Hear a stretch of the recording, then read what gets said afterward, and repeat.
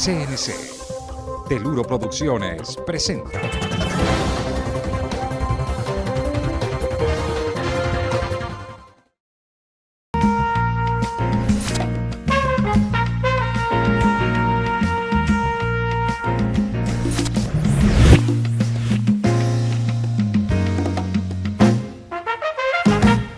Señoras y señores, ¿qué tal? Muy buenas noches, bienvenidos a Pulso con Diego Fernando Cobo. Como siempre, un saludo muy especial a todos nuestros televidentes en el centro y norte del Valle del Cauca, quienes nos ven. Vamos cerrando la temporada 2021 y esta es la temporada número 18 años de nuestro programa A Pulso con Diego Fernando Cobo. Hoy tenemos un invitado que ha estado en varias oportunidades desde diferentes ópticas acompañándonos con sus apreciaciones desde el punto de vista académico. Él es el magíster Gustavo Cárdenas Mesa, vicerrector académico de la UCEBA. Señor magíster, muy buenas noches, bienvenido a nuestro programa y qué rico nuevamente volver a tenerlo. Muchas gracias, Diego Fernando. Buenas noches. Para mí, pues, siempre es un inmenso gusto y un honor poder estar en A Pulso con Diego Fernando Cobo y poder compartir con usted y con todos los televidentes estos distintos temas académicos, educativos y también institucionales que son de mucha importancia para la comunidad. Bueno, y qué bueno cerrar el año, digamos, en temas de educación. Siempre yo creo que la educación será un tema inagotable para hablar de los diferentes ámbitos y especialmente hablar de su nuevo texto, Ausente Profesor, que hace poco se hizo el lanzamiento acá en la institución, en la UCEBA.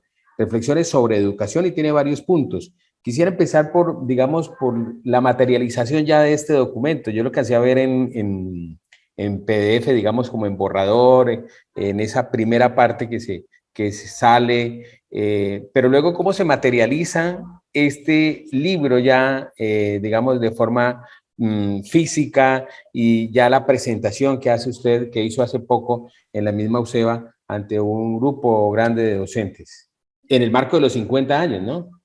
Sí, sí. Pues Diego, a ver, el ejercicio ha sido muy bonito.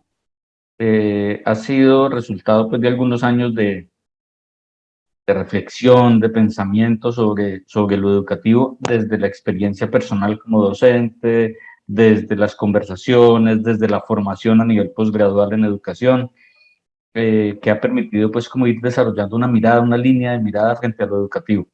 Entonces, fui construyendo los textos y esos textos fueron en últimas definiéndose y articulándose en un proyecto de investigación sobre evaluación y educación que veníamos trabajando desde la universidad. Y a partir de ahí surgió la idea de que los textos que originalmente estaban un poquito desarticulados y algunos respondían más bien a la dinámica del proceso propio de la investigación, se constituyeran en un libro. La universidad lo avaló, nuestro señor rector Juan Carlos Urriago fue muy generoso con ese tema en el sentido de darle su visto bueno a esta producción académica y salió inicialmente en formato digital. Teníamos como una intención general de parte de la institución, de parte de la Vicerrectoría de Investigación, a cargo del profesor Alexander Romero Sánchez, que es el vicerrector y que ha estado direccionando pues muchas cosas, la intención de que se pudiera hacer un gran número de publicaciones digitales para que también llegaran a un mayor número de audiencia. Pero en el marco de los 50 años también se tomó la decisión de generar algunos libros físicos que fueran generales, digamos que fueran aportes significativos en términos de lo educativo, de lo pedagógico, de lo literario. Entonces salieron unos ejemplares, entre ellos el de la doctora Aura Flores de Grajales, sobre la historia de la UCEBA, y uno o dos docentes más que también tuvieron la posibilidad de publicar sus libros en versión física, y que es la obra que tú estabas mencionando, pues que es Ausente Profesor, que es un texto de reflexiones sobre la educación en general y sobre la educación superior en particular. Bueno, aquí retomando nuevamente el sonido.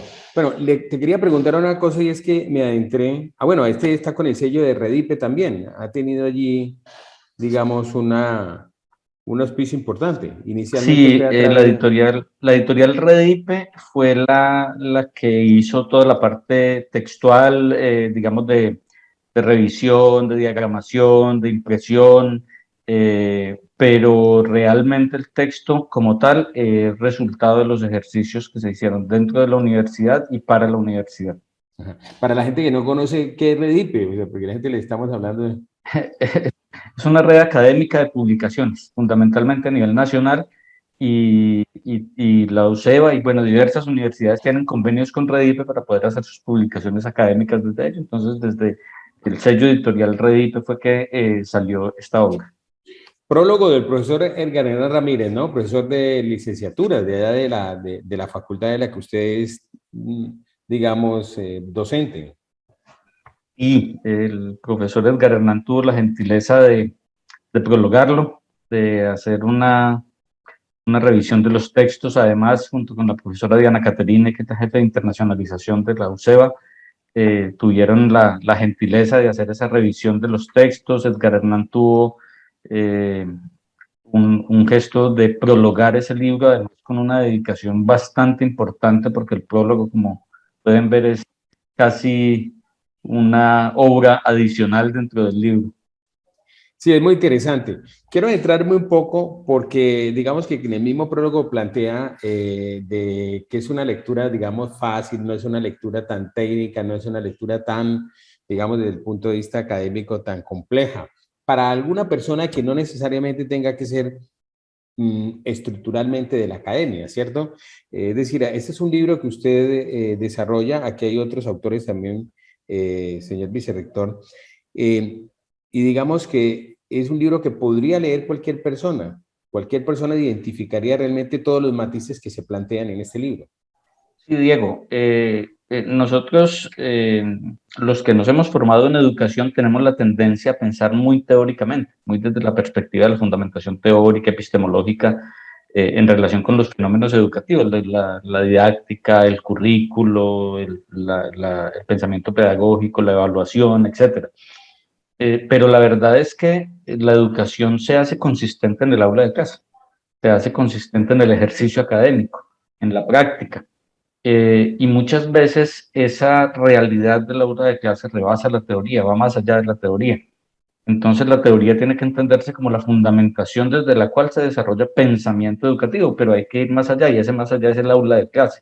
Y en el aula de clase lo que hay son experiencias, escenarios, reflexiones, análisis sobre lo que pasa cada día con los estudiantes, en la relación del estudiante con el docente, en la relación entre los estudiantes, de ellos mismos con la institución, con el conocimiento. Entonces, a partir de ahí es que han surgido un poquito estos textos que más que ser una aproximación técnica, compleja, epistémica, digamos, en el sentido complejo de la expresión, sobre el fenómeno educativo, es una reflexión sobre qué es educar, para qué sirve, cómo podemos potenciar, digamos, el fenómeno educativo como un fenómeno de transformación social. ¿Cuánto lleva usted, señor vicerrector, en el tema educativo? ¿Cuánto tiempo como experiencia docente? 22 años, 22, Sí. 23 años. ¿Desde que comenzó su experiencia docente en el tema universitario en la educación superior o tuvo algún tiempo, digamos, en la educación media? Ole, Diego, yo empecé haciendo reemplazos de docentes que salían a licencias de maternidad en el colegio de mi pueblo, del Doble, de donde yo soy egresado. Cuando creo que ni siquiera había empezado a estudiar, ¿no? Cuando apenas era un bachiller con ilusiones y ya hacía algunos reemplazos en el colegio de mi pueblo. Después, bueno, por cosas del destino, pasé a una institución muy bonita que es el INTEP de Roldanillo, el Instituto de Educación Técnica Profesional, y allá llegué originalmente como director de la biblioteca, pero me fui vinculando a la cátedra gradualmente y terminé casi que dividiendo mi tiempo entre la dirección de la biblioteca y la cátedra, que son mis dos áreas de formación, pues la licenciatura y las ciencias de la información. Entonces terminé dividiendo mi tiempo entre las dos actividades, simultáneamente dirigía trabajos de grados, hacía como jurado de trabajos de grado, orientaba cátedras, dirigía seminarios, entonces fue una actividad que se fue combinando. Del INTEP me postulé para un cargo también en biblioteca en la Universidad Tecnológica de Pereira, gané y me desplacé allá en el 2005. Y cuando llegué a la biblioteca de la Universidad Tecnológica de Pereira, rápidamente también me conecté con la cátedra en la Facultad de Educación y estudié hasta allí, hasta el 2008, que fue cuando ya finalmente me, pues me desplacé hasta Tuluá, me vinculé con la UCEBA y me quedé aquí ya haciendo casa y estableciéndome. Bueno, Pereira es una ciudad encantadora. Salir de Pereira me imagino que no fue tan fácil, porque Pereira es una muy bonita ciudad, hace poco estuve y está de verdad maravillosa. Es una ciudad bonita y es una ciudad universitaria, es una ciudad cultural, pero el proyecto UCEBA era un proyecto sumamente tentador, ¿no? Sobre todo porque era un proyecto en construcción, sigue siendo un proyecto en construcción en el donde las posibilidades de hacer muchas cosas estaban mucho más latente que en una universidad grande y consolidada como la Tecnológica de Pereira. Creo que la experiencia de la Tecnológica fue muy importante para venir también con ideas y con propuestas a, a la UCEBA. Bueno, hay que señalar que usted llegó a la UCEBA como jefe de la biblioteca, Néstor Grajales López, que en ese proceso usted concursó y participó como docente, ahora es docente de tiempo completo y ha ascendido, digamos, en las posiciones hasta hoy ser vicerrector académico de la institución, que digamos que es después del cargo del rector, digamos, uno de los cargos más importantes, digamos, junto al otro grupo de vicerrectores que existen en la institución. Quiero pasar al libro para comenzar a ver ya apartes, y de verdad que sí es un libro interesante en su lectura. Estuve revisando, no lo he terminado de leer, pero estuve revisando muchos, y bueno, en estos días que ha sido de locura de tantas lecturas, pues ha habido que sacar el espacio justo para este programa con usted, profesor Gustavo. Y leía, por ejemplo, me llamaba mucho la atención cuando fui al título del libro, Ausente Profesor. Entonces leía casualmente la anécdota que toma usted allí, que un día cualquiera al llamar la tradicional lista de asistencia en un grupo, la respuesta habitual de los estudiantes presente, usted siempre dice, fulano, presente, fue reemplazada por una joven vivaracha que miró despectivamente hacia donde yo estaba y dijo lo más fuerte que pudo, ausente profesor. Esto es de la realidad, ¿cierto? ¿Esto le pasó? Sí, ¿Cómo fue claro. todo este escenario para que nos cuente un poquito también, digamos, que se puede recrear? Y esto es lo que queda en el sentido es que nosotros podemos llevar, y más adelante voy a comentar de algo que usted dice, que, digamos, docencia, no puede existir docencia sin la escritura.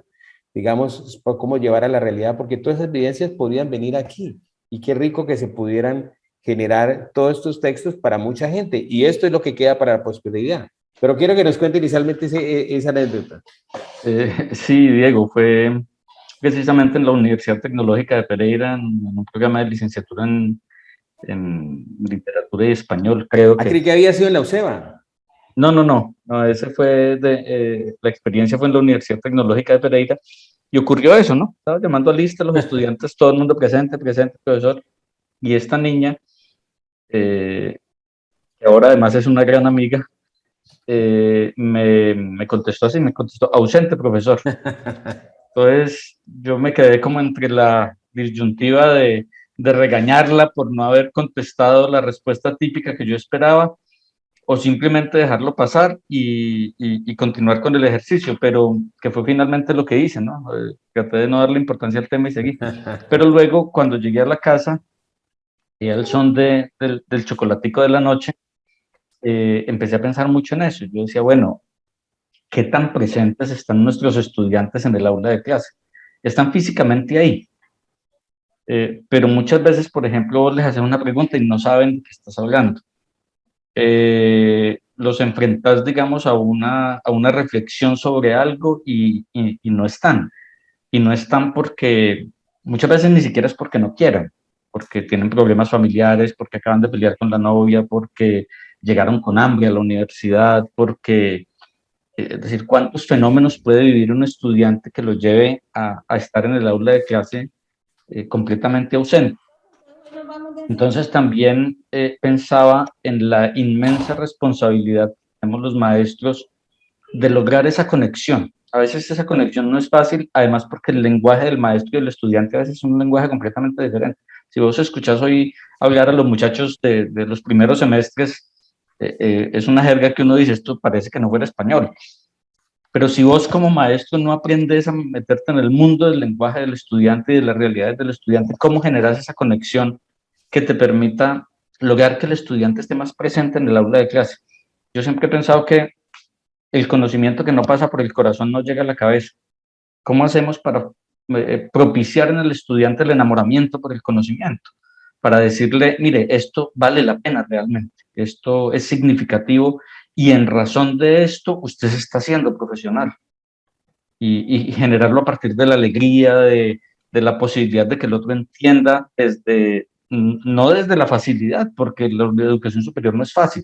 Hay un esfuerzo intrínseco que es bastante importante, pero sí desde el hecho de que la universidad no tiene por qué ser un escenario de terror, de temor, sino que tiene que ser un escenario de alegría en la relación con el conocimiento. ¿Cómo hacemos los maestros desde nuestra responsabilidad pedagógica para lograr eso?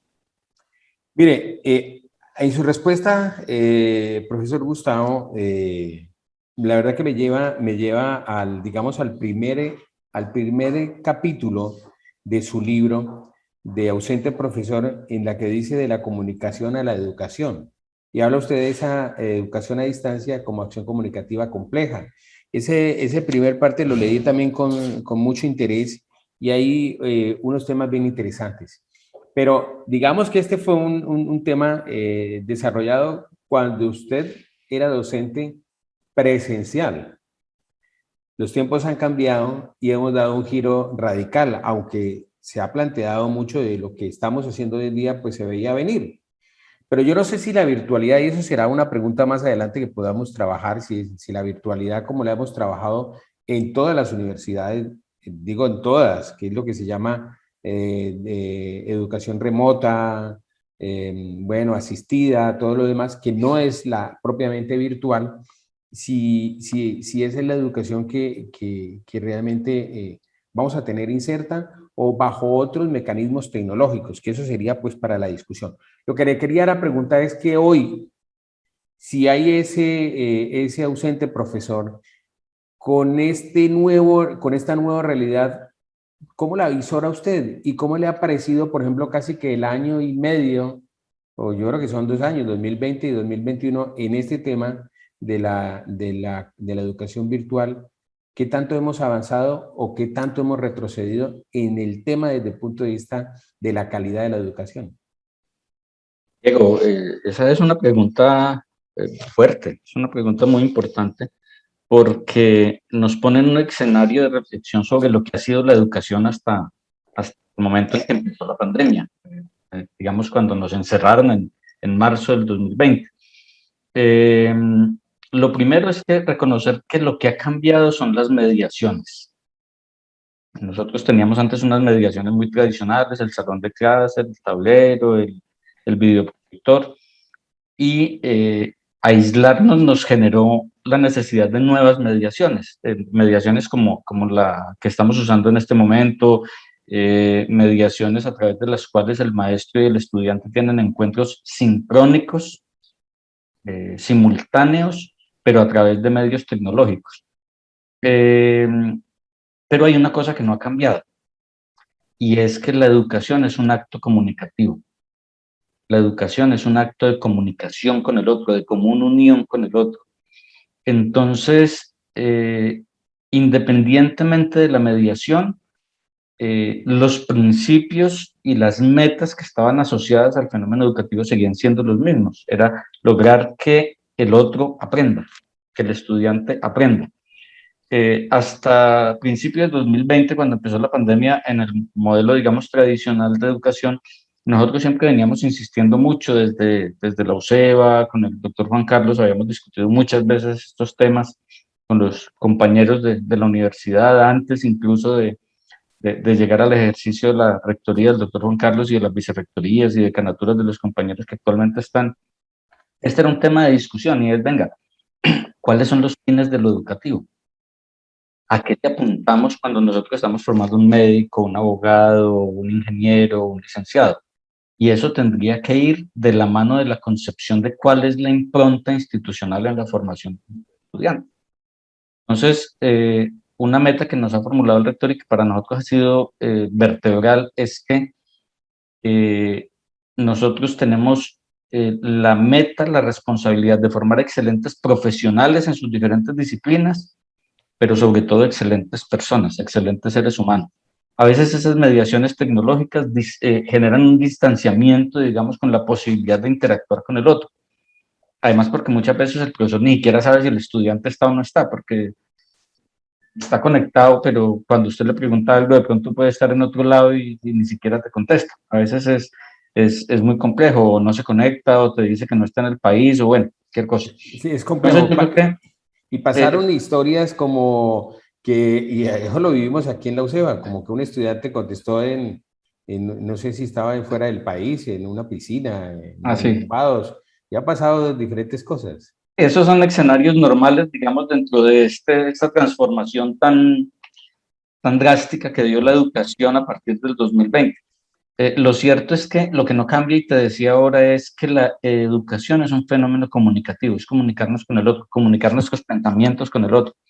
Yo creo que el conocimiento en general está disponible, es decir, si vos entras a YouTube encontrás tutoriales de casi todo, si vos entras a las bases de datos digitales encontrás libros de casi todo, conocimiento. Lo que transmite el profesor son dos cosas. Primero, su experiencia y segundo, su apasionamiento por el conocimiento. Y Pero eso no depende de la mediación.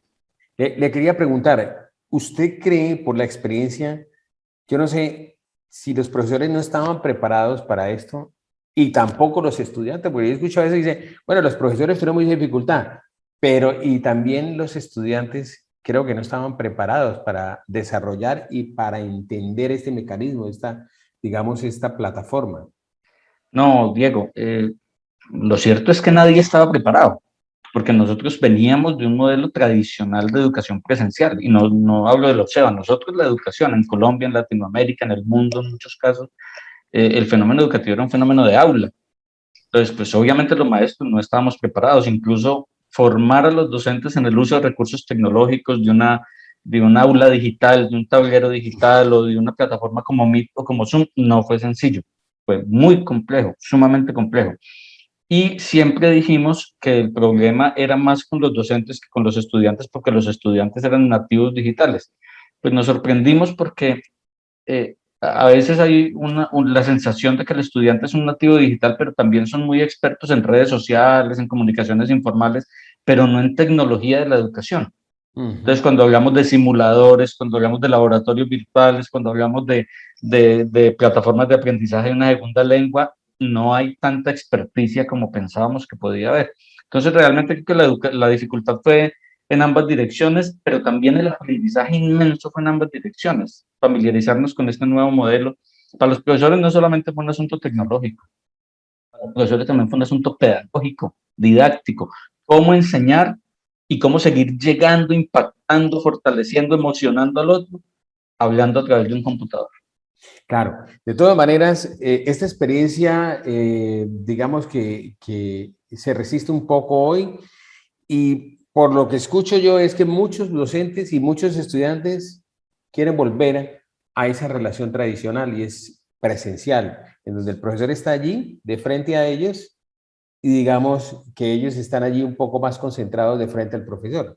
Se nota mucho la desidia, profesor Gustavo, a veces de los estudiantes cuando ni siquiera prenden la cámara y digamos que esto se vuelve a veces muy impersonal también este tema de la virtual. Este es un tema muy complejo de la atención, digamos que sí, pueden haber recursos pedagógicos que deben de utilizar para, digamos, no generar esa inercia en los estudiantes. Sí, finalmente hay mucho interés de volver a la presencialidad y yo pienso que eso es un fenómeno sociológico muy puntual y es que somos seres sociales.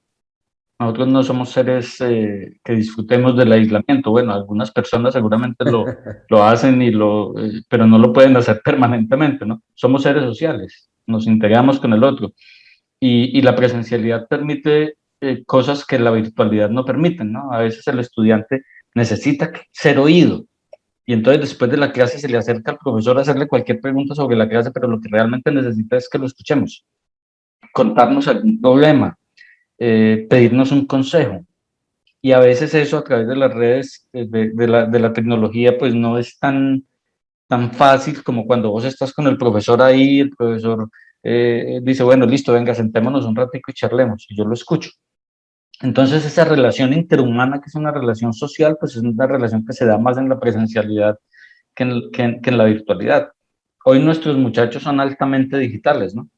La mayoría de las conversaciones de nuestros muchachos se hacen a través de WhatsApp, de Instagram, de TikTok. TikTok, a través de videos, bueno, pero eso aún no ha logrado, y espero que no lo haga jamás, desvincular la necesidad de la relación interhumana, esa relación que tenemos cuando nos encontramos y nos tomamos un café. Esa es la posibilidad que brinda la presencialidad, sin desconocer las virtudes de las mediaciones tecnológicas, que también han sido muy grandes, no podemos desconocerlas, pero creo que esa relación interhumana sigue siendo muy importante, y por eso hay una tendencia muy fuerte de la mayoría de las instituciones a volver a la presencialidad a partir del primer semestre de 2022 en la medida de lo posible. Pero esto también nos ha abierto otras posibilidades, por decir algo. Nosotros, para traer un conferencista internacional, teníamos que hacer todo el ejercicio de lograr que él pudiera venir a Colombia y pudiera venir a la UCEBA y poder hacer todo este ejercicio. Ahorita simplemente podemos vincular a un conferencista internacional a través de medios tecnológicos sin que él se mueva de la casa y nosotros no tengamos ningún inconveniente para escucharlo, recibirlo y poder aprender de sus experiencias. Esa, por ejemplo, es una ganancia que no teníamos hasta hace 2 años. Sí, excelente. Y es, digamos, en términos de costos, mucho mejor. Bueno, tenemos hoy al profesor Gustavo Cárdenas Mesa, Gustavo Adolfo Cárdenas Mesa. Él es vicerrector académico de la UCEBA y ha presentado su libro Ausente Profesor. Digamos que estos colores atraen mucho a la esposa mía, le gusta mucho el lila, ¿no? Tiene su color lila con amarillo, bastante innovador, muy futurista ese color. Además, el libro tiene un encanto que no lo había podido comentar, y es que las ilustraciones que están en el libro son obra del maestro Jorge Restrepo, que fue ilustrador de la revista Semana y de la revista Soho durante mucho tiempo, sevillano, radicado en Tuluá hace mucho tiempo, y una persona excelente, un gran amigo, y una persona pues súper generosa porque me permitió usar estas ilustraciones en el texto. Muy bien, y de verdad, sí, del maestro Jorge Restrepo tengo yo una caricatura que me hizo hace muchos años. Obviamente yo he cambiado para mejor ahora, ¿no? Le he pedido que me haga una nueva caricatura porque ya estamos mejor. Bueno, vamos a una pausa. Nos acompaña hoy el profesor Gustavo Adolfo Cárdenas Mesa, es vicerrector académico de la UCEBA, presenta su nuevo libro Ausente Profesor. Vamos a seguir hablando de ese tema y de otros de educación aquí en A Pulso con Diego Fernando Cobo.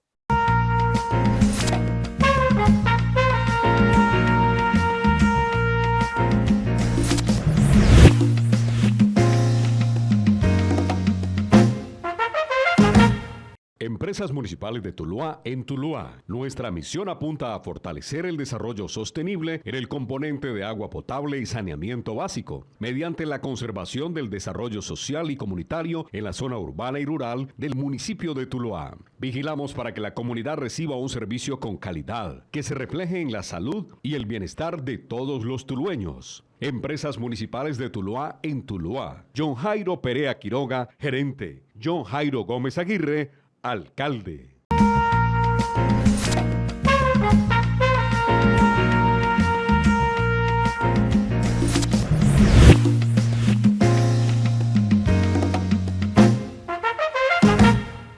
Continuamos en A Pulso con Diego Fernando Cobo. Hoy nos acompaña el magíster Gustavo Adolfo Cárdenas Mesa, vicerrector académico de la UCEBA, y estamos hablando con él más allá, aunque es inevitable tocar temas de su experiencia como vicerrector y lo que está trabajando ahora desde la vicerrectoría en la UCEBA, una institución pues ampliamente conocida por todos de educación superior en la región. Yo diría que digamos que es la región, es la institución más importante en esta región centro-norte del Valle del Cauca.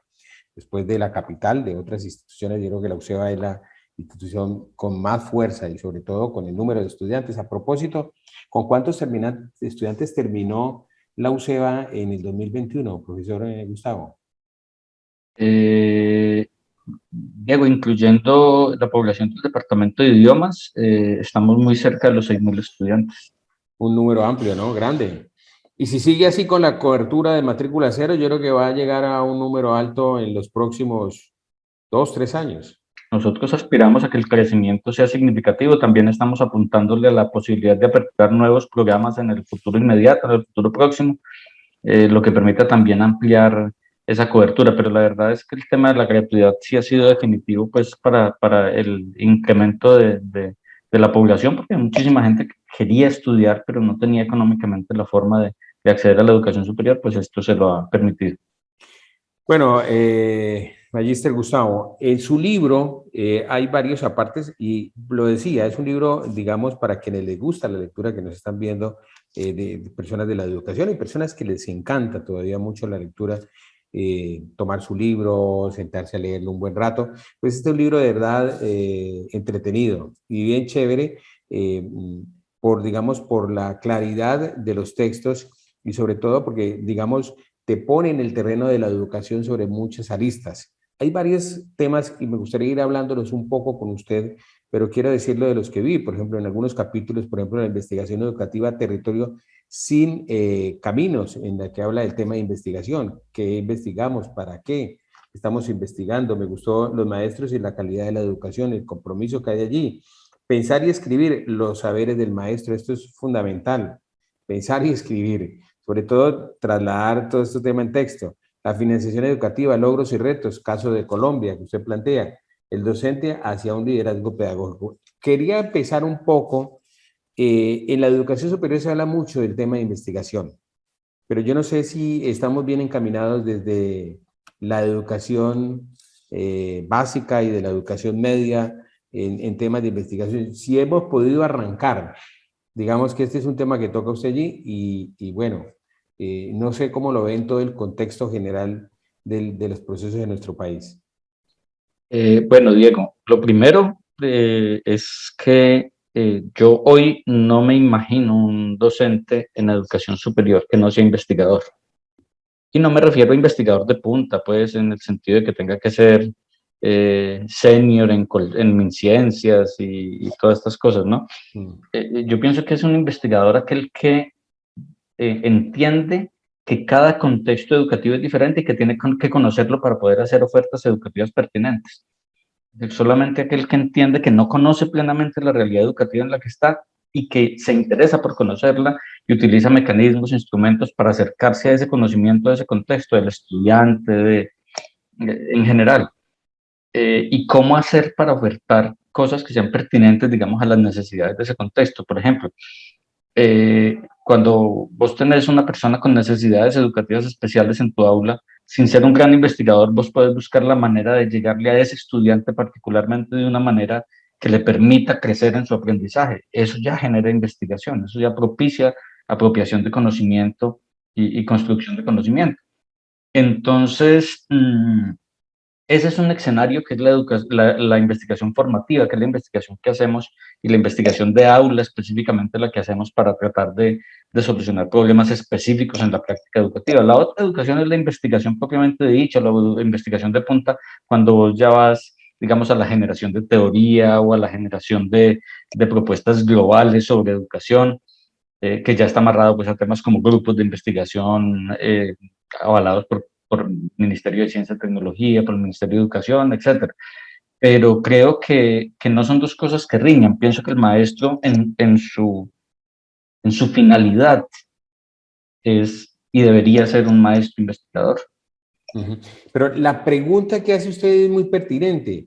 Es decir, si estamos investigando lo que es y para lo que realmente necesitamos. Usted dice, ¿qué investigamos y para qué? Sí, yo a veces pienso que la investigación también se convierte como en un requisito, ¿no?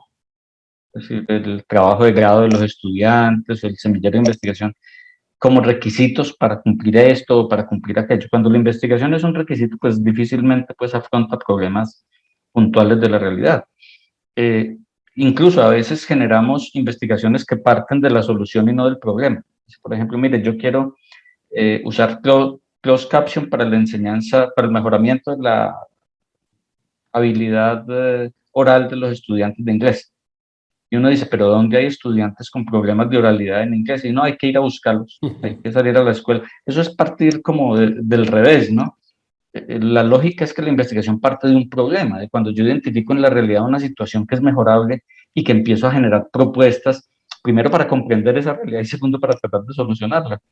Entonces, claro, obviamente uno siempre se pregunta es hasta qué punto la investigación que hacemos es pertinente. Es uno de los esfuerzos que ha hecho la institución de una manera muy contundente en los últimos años, y es tratar de hacer investigación pertinente que realmente dé respuesta a la solución a las problemáticas del contexto. Quiero detenerme un poco en esta que me gustó mucho, en este apartado del libro de Ausente Profesor, y es en el cual usted titula Pensar y escribir, los saberes de los maestros. ¿Cómo ve usted desde su perspectiva de todos estos años en la educación? Se piensa mucho, pero se queda ahí y la verdad no se escribe. A ver, Diego, es que a veces uno pensaría que son dos cosas distintas, pero no lo son. Por ejemplo, los maestros, para llegar al aula de clase tenemos que tener una fundamentación pedagógica, teorías, modelos, etcétera. Luego tenemos que tener una fundamentación didáctica, y es cómo esos modelos y esas teorías se convierten en hacer en un aula de clase. ¿Qué hacemos con eso ya cuando estamos en el salón? ¿Cómo lo ponemos en escena? Y todo eso termina derivando en unas experiencias maravillosas de los docentes. Mira, los docentes, todos hemos construido experiencias, algunas abrumadoras, otras bonitas, interesantes, pero todas que han construido, digamos, lo que cada docente es. Pero si usted piensa que los docentes piensan mucho la educación y buscan estrategias para que el otro aprenda, y se inventan talleres, y se inventan ejercicios evaluativos, y se inventan mecanismos para hacer socializaciones y mesas redondas y no sé cuántas cosas, y derivan de eso experiencias educativas. Pero cuando un maestro se muere, todo eso que el maestro hizo, propició, generó, desaparece con él. A mí me parece tan importante que el maestro plasme sus experiencias por escrito, en artículos, en libros, así sean documentos de trabajo, de tal forma que esa experiencia no se pierda, que no pase indiferente a lo largo de la historia, porque el maestro en últimas termina aportando mucho en la construcción de la transformación social. Pero el maestro en general pienso que piensa mucho, pero escribe muy poco o casi nada sobre esa experiencia y sobre esa vivencia educativa. Entonces muchos de los aportes que podría hacer desde lo didáctico, desde lo evaluativo, etcétera, pues se quedan en el aula de clase, que es muy valiosa, pero se pierden en la historia, ¿no? Sí, alguna vez escuchaba a alguien que decía que con estas, bueno, y vale la pena que ahora estamos viviéndolo a través de estas plataformas digitales, es que en las clases, se decía cuando estábamos en las clases presenciales, qué bueno una clase presencial en que siempre toda esa información fuera recogida y se grabara. Es decir, podría ser y daría material, profesor Magíster Gustavo, que al final, por ejemplo, de las 16 semanas de un docente dictando clases, bueno, son en teoría 13 semanas porque son 3 de evaluaciones, pero a través de las 13 o 14 semanas, un docente pudiera recoger toda esa información que tiene ahí, y eso podría ser un nuevo conocimiento para cualquiera, para una persona, a través de una asignatura, a través de un área específica. Pues mire, todo lo que vive un docente en un semestre de clase o en un año escolar, si vamos a las escuelas y a los colegios, a las instituciones de educación básica y media, todo lo que pasa en un año escolar o en un semestre académico universitario sería objeto de casi un libro que sea un documento de trabajo que sirva como referente para los que vienen en el futuro. Lo que pasa es que los maestros no escribimos mucho, no plasmamos mucho eso, y por eso es que yo a veces siento que esos saberes se pierden. Eh, Uno dice, por ejemplo, ¿cuántos grandes maestros ha habido en la UCEBA que se han muerto ya y de los cuales no nos quedó el conocimiento? Porque el conocimiento murió con ellos. ¿Cuántos problemas, por ejemplo, de naturaleza evaluativa, que decimos, venga, ¿cómo hacemos para mejorar la evaluación? Y un docente ya lo hizo, pero como nunca lo escribió, eso se perdió. y de pronto ya teníamos una solución para un problema específico en evaluación, en currículo, en cualquier cosa. Entonces, siempre considero que la voz del maestro hay que replicarla. Y la manera de que digamos, trascienda, de que deje de estar solamente circunscrita al salón de clases a través del texto escrito. Por eso, para la universidad es tan importante decirle al maestro, convirtamos en texto las experiencias educativas. No necesariamente es la gran investigación de altísimo nivel, pero la sistematización del conocimiento y de las prácticas educativas ya es un saber valioso. Ujú. ¿Qué pasa? ¿Qué pasa ahí? ¿Qué está pasando, profesor Gustavo? Que, digamos, sí, hay muchos docentes que escriben y se ven, pero a nivel general, los docentes no aterrizan ese tema de lo que hemos venido hablando acá, la escritura, el texto, que quede un documento realmente, bueno, digamos que un docente que tiene muchos años, 15, 20 años de carrera, que por lo menos hiciera unos 2 o 3 textos. Tampoco se va a pedir que haga un texto cada semestre o cada año. Bueno, podría ser cierto que sería mucho más prolífico ese tema en la medida en que un docente pudiera generar a través de su historia, de su carrera, de su proceso de docencia, 2, 3, 4 textos. Sí, uno no espera que también salga pues Jean Piaget de todas las universidades o García Márquez de todas las universidades, ¿no? Sabemos que no todo el mundo, digamos, tiene la habilidad o la facilidad para convertir en texto su vivencia, su experiencia. Muchas veces, por ejemplo, hemos visto docentes que le cuentan a alguien que sabe escribir y el que sabe escribir sistematiza la información que el otro le cuenta. Yo pienso que ha habido una tradición histórica muy grande en el sentido de que el maestro es un dictador de clase, que la función del maestro es meterse en un salón de clase y dictar clase. Lograr transformar culturalmente ese pensamiento, pues no es fácil, ¿no? La universidad es primero y después que eso llegue también a las instituciones de la educación básica y la media, no es fácil. Lograr que el maestro entienda que tiene un rol más allá del salón de clase, que tiene un rol que implica una responsabilidad social inmensa con el estudiante, con las familias de los estudiantes, con la sociedad misma, por la impronta de su condición de docente, su condición de maestro. Entonces eso hace que, que esa transformación cultural se vaya dando y se vaya dando lentamente, pero se vaya dando. Si usted lo mira, por ejemplo, la UCEBA cada vez más ha incrementado su producción intelectual, cada vez más ha incrementado su publicación en revistas indexadas internacionales, su participación en grupos de investigación y semilleros, su participación en eventos internacionales que implican ponencias, que implican documentos escritos. Entonces, yo pienso que la cultura no se transforma de la noche a la mañana, la cultura se transforma en el largo plazo, pero hay que empezar, y empezar por esos ejercicios de fomento, de sensibilización, de estímulo, digamos, para estos ejercicios. Magíster, hay una cosa que yo noto mucho y es que en las universidades y sobre todo la UCEBA trabaja fuertemente en el tema ya de artículos y de textos que puedan realmente ser importantes y que vayan a revistas importantes, indexadas, bueno, y todo este camino. Pero como estamos hablando de una educación general también, digamos que esto no es muy usual en docentes, por ejemplo, de la media. Es decir, no es muy usual que los docentes estén, digamos, elaborando textos, digamos, de estos a través de su experiencia pedagógica, educativa, en la que digan, mire, aquí está. O sea, hay, por supuesto, que en un país como este hay varios. Julián de Subiría, por ejemplo, es uno de los, digamos, uno de los abanderados que viene hablando en temas de educación y muchos otros, digamos, muy importantes en el país. Pero, diga, en la mirada general, creo que es mucho lo que falta en el tema de esos docentes que escriban, no tanto desde la universidad, que ya hay otro perfil, otro nivel llegando ya, y es desde la educación media. En esa mirada es la que quiero yo también, pues, referirme. Sí, Diego, pues la universidad dentro de una de sus funciones misionales es investigar y la investigación deriva en producción de textos. Entre otros productos deriva en producción de textos, entonces es casi con natural a la acción universitaria investigar y producir textos.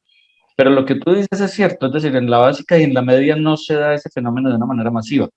Ahí, como no es un asunto misional de los docentes de la educación básica y la media investigar y publicar, por lo menos sí hay una tarea que debemos hacer desde la universidad, desde la Facultad de Educación, desde la Escuela de Formación de Docentes, ahora en esta inmensa celebración de los 50 años de la UCEBA, pero no solo la UCEBA, sino la universidad como fenómeno social en general, y es estimular en el sistema educativo colombiano la producción de conocimiento a través del texto escrito.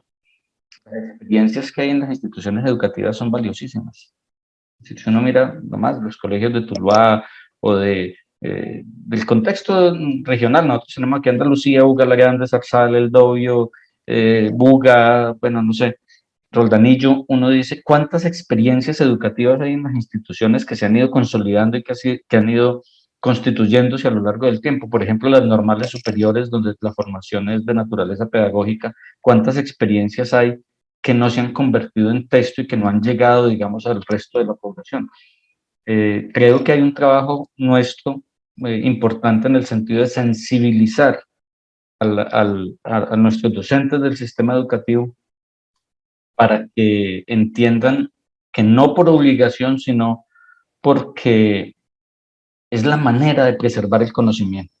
Y no el conocimiento en términos técnicos, ¿no? Nosotros ya sabemos que es una célula, pero la pregunta es, ¿cómo convertimos eso en una acción didáctica para el estudiante en el aula de clase, para que eso no se pierda? Así es.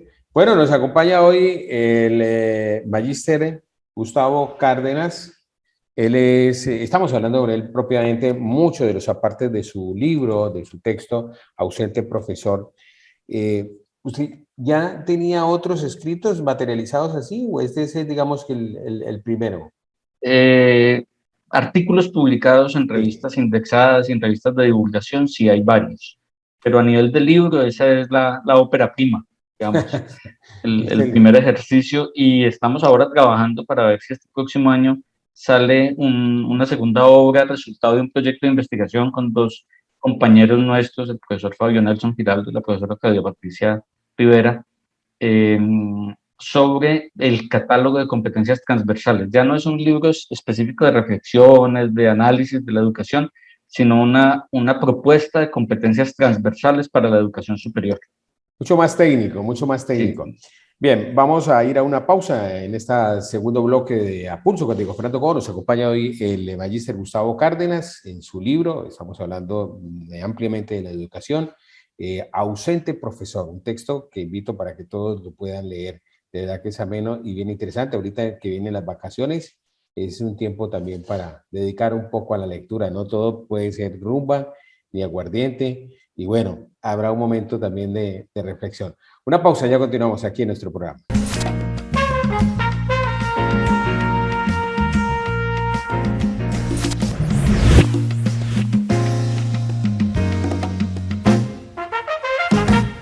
Empresas Municipales de Tuluá en Tuluá. Nuestra misión apunta a fortalecer el desarrollo sostenible en el componente de agua potable y saneamiento básico, mediante la conservación del desarrollo social y comunitario en la zona urbana y rural del municipio de Tuluá. Vigilamos para que la comunidad reciba un servicio con calidad, que se refleje en la salud y el bienestar de todos los tulueños. Empresas Municipales de Tuluá en Tuluá. John Jairo Perea Quiroga, gerente. John Jairo Gómez Aguirre, alcalde.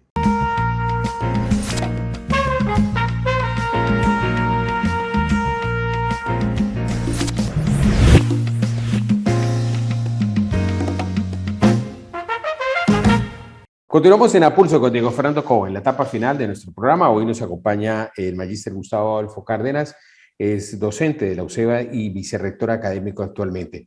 Hoy el tema es de su libro, Ausente Profesor. Libro que ya lo decía antes de ir a la pausa, bien interesante, bien chévere, que puedan tenerlo. A propósito, ese libro, el que lo quiera tener una persona particular que nos está viendo y dice, bueno, yo quiero leerlo, pero ¿y en dónde tengo acceso al libro? Bueno, el ejemplar físico en este momento no está disponible, se imprimieron unos muy pocos ejemplares, algunos pues van a estar aquí en la biblioteca de la universidad. Si quieren utilizar la biblioteca de la universidad como fuente de lectura, eso sería muy interesante. Algunos se van a entregar a algunas bibliotecas universitarias del país, pero el libro digital sí está disponible en la editorial Redipe. Simplemente es entrar a un buscador cualquiera, a Google, y colocar Ausente Profesor editorial Redipe y él te manda inmediatamente al texto Magister Gustavo, la intención de este libro no era, digamos, generar alguna venta al público. ¿Es un texto que se va a quedar en tema de la academia? Sí, no es un texto comercial en el sentido de que se vaya a poner en las librerías para venderlo, no. La idea es que sea un libro que sirva de referente, digamos, para los seccionarios educativos. Y bueno, yo tuve la oportunidad de tener Ujú. unos ejemplares que se los pude entregar a algunas personas, así que considero que pueden disfrutarlo y aprovechar algunas de sus reflexiones y también enriquecer la reflexión, porque el libro, obviamente, como todos, no es una voz definitiva, ¿no? Es una voz en construcción. Espero que se siga alimentando para poder seguir a partir de ahí construyendo otras ideas. Ahora estoy trabajando mucho en la idea, en la posibilidad de construir en una horita específicamente sobre evaluación en educación. ¿Cuál Supremamente es la interesante. finalidad de la evaluación? Sí, muy interesante. A propósito de la lectura, yo siempre he interpretado el tema de la lectura como, digamos que cada libro, cada texto, cada información que recojo y que puedo leer y que puedo, digamos, interiorizar, siento que es, digamos, una información para ir haciendo una reflexión de cosas. No hay nada definitivo en la vida, yo digo, ni siquiera la Biblia. Ni siquiera algunos libros, algunos textos de algunas personas que son doctos en algunos temas muy particulares. Eso sirve como cada, digamos, como en el alimento, cada construcción de cada cosa que va generando, digamos, mayor información para una reflexión ya mucho más amplia de cada persona. O sea que ahí digamos que los textos uno los deja para discusión y es decir, cualquiera dirá, sí es cierto, no es cierto, estoy de acuerdo con esto y no en todo. Pero quería referir algo en esta parte del libro, porque le decía que tiene otros apartes que voy a leer más adelante también dentro del texto, pero hay uno en el que usted toca la financiación educativa, logros y retos, caso de Colombia. Bueno, digamos que ese es un tema que tocó usted. Ahora, digamos, a la actualidad quería preguntarle, todo lo que se viene en procesos, por ejemplo, del acceso a la educación para la educación superior, ya sabemos que hay, digamos, gratuidad en la educación básica y primaria, en la educación media. Todo este tema, ampliamente. ¿Cuál es el panorama que ve usted con los nuevos, digamos, elementos del país? Si el país ha asumido realmente la posibilidad de que la educación sea una educación gratuita para todos en todos los niveles y que también sea un acceso no solamente en la educación para los estudiantes, sino que también la formación de esos pilares fundamentales que son los docentes, que puedan tener también una verdadera financiación hacia una construcción, digamos, una formación mejor, superior, en temas de posgrados y todo lo demás. A ver, Diego, yo creo que de fondo no podríamos negar que hemos avanzado en términos sociales respecto a la financiación de la educación, en el sentido de que, bueno, si hay gratuidad para la educación básica y media en las instituciones públicas, obviamente, si hay gratuidad, matrícula cero para los estudiantes de estratos 1, 2 y 3 de las universidades públicas, no podemos negar que eso tiene un impacto social muy importante. Ahora, hay una realidad que no cambia. Para las instituciones, realmente, en términos de cifras, es lo mismo que el estudiante pague la matrícula a que se la pague el Estado. No representa más dinero, es el mismo dinero para las instituciones. Lo único es que, digamos, el Estado garantiza ese dinero y garantiza que ese dinero va a ingresar a las arcas de la institución para pago de docentes, para investigación, para sostenimiento de infraestructura, desarrollo de infraestructura y demás. Eh, lo mismo ha pasado con la educación básica y media, es decir, el recurso eh, se traslada a través de los pagos de los docentes que los hace directamente el Estado, No lo hace no lo hace el estudiante, sino que lo hace el Estado, pero no se lo entrega a la institución, se lo entrega el gobierno, se lo entrega en salarios a los docentes y le da además una financiación que realmente es muy baja a las instituciones de educación básica y media para que sustenten, digamos, soporten su funcionamiento a lo largo del año. Si usted habla con cualquier rector, de cualquier institución de educación básica y media le va a decir que el presupuesto del año es muy pequeñito para las necesidades institucionales. Y si uno lo mira, yo entiendo pues que ha habido una cosa interesante en el sentido de decir, mire, este año ha sido la mayor inversión en educación que ha hecho el país, que este año hemos crecido en no sé cuánto, pero si uno mira en cifras reales, con el crecimiento de la población, con el crecimiento de la demanda, con el hecho de que no se ha invertido en infraestructura educativa, en tecnología educativa de una manera significativa, no se ha compensado la brecha. Lo único que hemos hecho es subsistir. A pesar del crecimiento, digamos, en la inversión, eso no ha representado una transformación real que permita, por ejemplo, mayor inversión en tecnología. Y, y digamos que todavía, lo que usted dice, esa brecha no, digamos, ¿cuánto podríamos nosotros, si vamos en este camino, realmente, y porque usted hace unas aproximaciones, incluso su libro hace unas comparaciones del tema de la educación comparado con Latinoamérica, en Colombia. Tendremos, no sé si la frase será esta, tendremos futuro en algo que siempre hemos hablado, que para crecer como país en todo, Magíster Gustavo, debemos ser primeros en educación. Yo creo que eso es una realidad histórica. Pero si uno mira cuáles son los países que hoy tienen mayores desarrollos económicos y sociales, son los que le apuntaron a la educación. Cualquier cantidad de casos, y usted puede hablar de Japón, de Singapur, de Finlandia, de Estados Unidos, de Alemania, de los países donde se produce conocimiento, es donde se produce, digamos, mejor calidad de vida y mayor crecimiento de la economía. Hoy la economía no está asociada tanto, por ejemplo, a materia prima. Hoy la economía es una economía del conocimiento, es una economía de la información. Si usted mira cuáles son las personas más ricas del mundo hoy, son expertos en tecnología y en innovación. Dice Elon Musk, Jeff Bezos, Bill Gates, todos los que hoy son grandes potencias, Apple, digamos, individuales en términos de economía, son gerentes del conocimiento. Cada vez más identificamos la necesidad de que sea el conocimiento el que propicie el desarrollo de los países, pero eso implica una inversión muy grande en educación. Es decir, si le seguimos apostando al fortalecimiento por ejemplo, yo no estoy en contra de eso, pero yo digo, si le seguimos apuntando a un fortalecimiento tan importante de la fuerza pública, realmente las fuerzas militares no desarrollan país.